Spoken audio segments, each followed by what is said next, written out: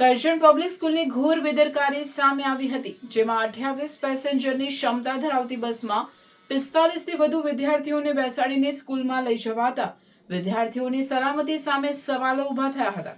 વાલીઓએ સરભાણથી બસ આમોદ પોલીસ મથકે લઈ આવી સ્કૂલ મેનેજમેન્ટ સામે કાયદેસરની કાર્યવાહી કરવાની ચીમકી ઉચ્ચારતા સ્કૂલના આચાર્ય સહિતનો સ્ટાફ આમોદ પોલીસ મથકે દોડી આવ્યો હતો.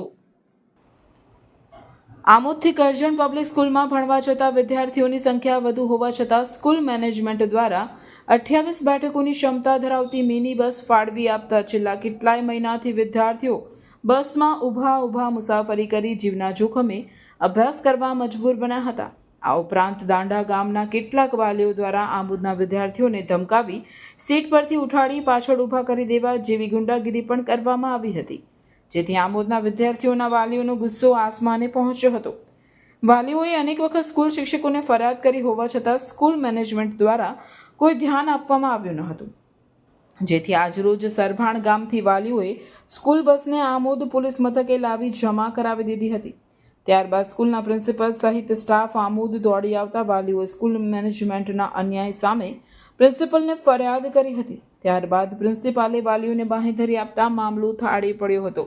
એક તરફ વાલીઓએ મસ્ત મોટી ફી ભરીને વિદ્યાર્થીઓને ભણવા મોકલતા હોય છે, ત્યારે બીજી બાજુ સ્કૂલ મેનેજમેન્ટની ગંભીર બેદરકારીના કારણે વિદ્યાર્થીઓની સલામતી સામે પ્રશ્ન ઊભો થયો હતો. વાલીઓએ 28 બેઠક ધરાવતી સ્કૂલ બસમાં 45 થી વધુ વિદ્યાર્થીઓને બેસાડી ગંભીર બેદરકારી દાખવી હોવા છતાં પોલીસે બસને ડિટેન કરવાને બદલે જવા દેતા પોલીસની કાર્યવાહી સામે સવાલો ઊભા થયા હતા. મારું નામ હિનેશ ડ્રાઈવર તો જતો રહ્યો. મારી છોકરી સ્ટેન્ડર્ડમાં કેપીએસમાં અભ્યાસ કરે છે. આજ રોજ તો અહીંયા શું એટલા બધા ટોળો વળીને આવો છો અને ઊભા રહ્યો? પહેલાં તો બારોકમાં ઓવરલોડ જાય છે, બેસવા માટે જગ્યા નથી રહેતી. એના કારણે આજુબાજુના ગામના છોકરાઓના માતા પિતાઓ સાથે અમારે ઇન્ટરનલ ઇસ્યુ થાય છે, સંબંધો બગડે છે. ને આ રજૂઆત વારંવાર સ્કૂલ મેનેજમેન્ટ પ્રિન્સિપલને પણ કરવામાં આવી છે, પણ કહેવા છતાં આજ સુધી હજી કોઈક પરફેક્ટ એનું સોલ્યુશન મળ્યું નથી.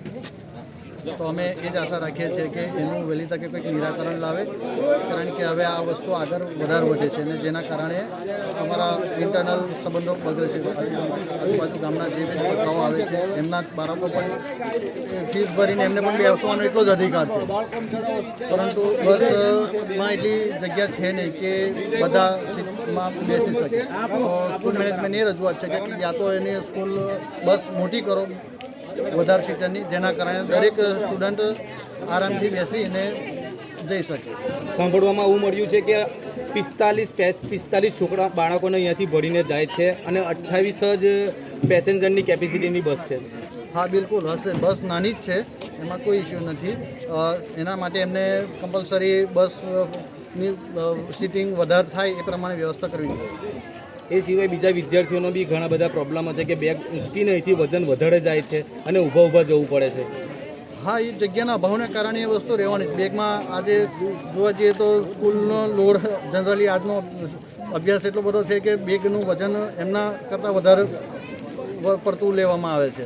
તો એક તો એનું ભાર ઉઠાવવાનો ને એમાંય જગ્યા ના મળે એટલે એમને ઘણી બધી તકલીફો. શું રજૂઆત છે હવે તમારી? બસ મેનેજમેન્ટ સાથે જ છે, સ્કૂલ પ્રિન્સિપલની એક રિક્વેસ્ટ છે કે બસ આનો વહેલી તકે કંઈક સોલ્યુશન લાવો, બસ મોટી કરો જેથી આ પ્રોબ્લેમ સોલ્વ થઈ જાય અને દરેક સ્ટુડન્ટ આરામથી અપડાઉન કરી શકે સારી રીતે.